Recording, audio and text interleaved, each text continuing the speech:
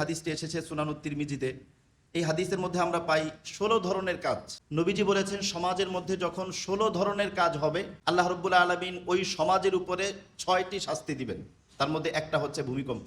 16টি কাজ কি কি আমি শুধু শিরোনামগুলো বলছি, বিস্তারিত হয়তো সময় হবে না। নবীজি বলেছেন ইদাত্তাখাযাল ফাইউ দিওয়ালা, যখন নাকি সরকারি সম্পদ এটাকে যখন নাকি মানুষ ব্যক্তিগত সম্পদ মনে করে ব্যবহার করবে। ওয়াল আমানাতু মাগনামা, যখন মানুষ আমানতকে গনিমতের সম্পদ মনে করবে। কারো কাছে কোনো কিছু আমানত রাখলে সে গনিমতের সম্পদ মনে করে সেটাকে ব্যবহার করবে। ওয়াজ যাকাতু মাগরামা, যখন মানুষ যাকাতকে একটা বোঝা মনে করবে। এরপরে নবীজি বলেন ওয়া তুআল্লিমা লিগাইরিদ দ্বীন, যখন মানুষ দ্বীন শিখবে, ইসলাম শিখবে, কোরআন শিখবে আল্লাহর জন্য নয়, বরং দুনিয়ার টাকা কামাই করার জন্য। নবীজি বলেছেন ওয়া আতাআর রাজুলু ইমরাআতাহু, যখন মানুষ তার স্ত্রীর অন্ধ আনুগত্য করবে। একটা হচ্ছে স্বাভাবিক মহব্বতের আনুগত্য, আর একটা হচ্ছে স্ত্রী যা বলে তাই। অথচ ওয়া আক্কা উম্মাহু, মায়ের অবাধ্য হবে, মায়ের কথা শুনবে না। এরপরে নবীজি বলেছেন ওয়া আদনা সাদিকাহু, যখন মানুষ বন্ধুদেরকে আপন মনে করবে, বন্ধুদের সাথে সুসম্পর্ক রাখবে। ওয়া আকসা আবাহু, কিন্তু বাবার অবাধ্য হয়ে যাবে।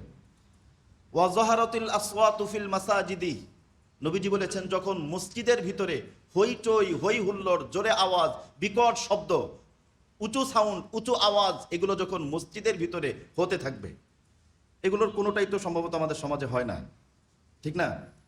ওয়াসাদ আল কবিলাতা ফাসিকুহুম, সমাজের মধ্যে যে ব্যক্তি ফাসিক ওই ব্যক্তিই হবে লিডার। ওয়াকানা জাইমুল কওমি আরজালুহুম, যে ব্যক্তি সবচেয়ে নিকৃষ্ট ওই ব্যক্তি সবচেয়ে বড় লিডার। ওয়া উকরিমুর রাজুলু মাখাফাতা শাররিহি, মানুষকে সম্মান করা হবে, মানুষকে শ্রদ্ধা করা হবে মুহাব্বতের টানে না।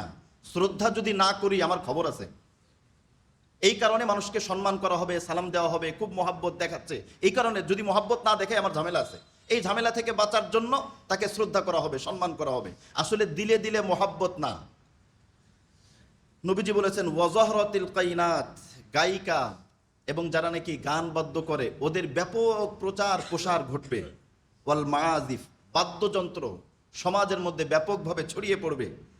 ওয়ালানা আখিরু হাদিহিল উম্মতি আউওয়ালাহা, এই উম্মতের শেষ ভাগ প্রথম ভাগের ব্যাপারে খারাপ মন্তব্য করবে।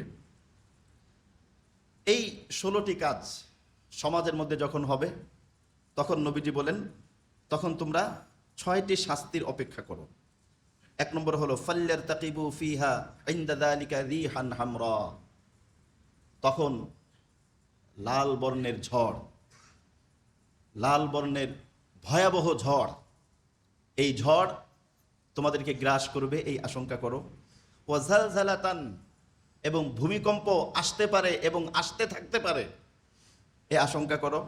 ওয়াখাসফান, ভূমিধস, যে কোনো অঞ্চল ধসে যেতে পারে, ডেবে যেতে পারে, এই আশঙ্কা করো। ও মাসখান, এবং কারো চেহারা বিকৃত হয়ে যেতে পারে, এই আশঙ্কা করো।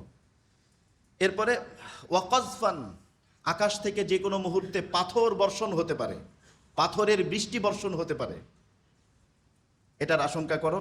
সাথে সাথে ওয়ায়াতিন তাতাবায়া, শুধু এগুলোই না, এগুলোর সাথে সাথে আল্লাহর পক্ষ থেকে একটার পর একটা বিপদ, বালা, মুসিবত এটা তোমাদের উপর আসতে পারে, এই অপেক্ষা তোমরা করো। তাহলে আমরা এই হাদিসগুলির আলোকে জানলাম ভূমিকম্প কি কারণে হয়। এই 16টি কারণে হয়। এটা আমাদের বাচ্চাদেরকে শিখাবো। বর্তমান সেকুলারি শিক্ষা ব্যবস্থা তারা আমাদেরকে বিজ্ঞানের নাম দিয়ে বাচ্চাদের আকীদা বিশ্বাসগুলো ধ্বংস এবং নষ্ট করে দিচ্ছে। এজন্য আমরা ওদের ইসলামী আকীদা শিখাবো যে ভূমিকম্প কেন হয়, এইটা এইটা এইটা এইটা না, এই 16টা কারণ যখন হবে তখন ভূমিকম্প হবে। কাজেই আমরা চেষ্টা করব আমাদের ভিতরে এই বিষয়গুলো না হোক, এবং আমরা যদি এই বিষয়গুলো মুক্ত থেকে একটা সুন্দর পবিত্র সমাজ গঠন করতে পারি, তাহলে আশা করা যায় এ ধরনের বালা মুসিবত থেকে আল্লাহ রাব্বুল আলামিন আমাদেরকে রক্ষা করবে।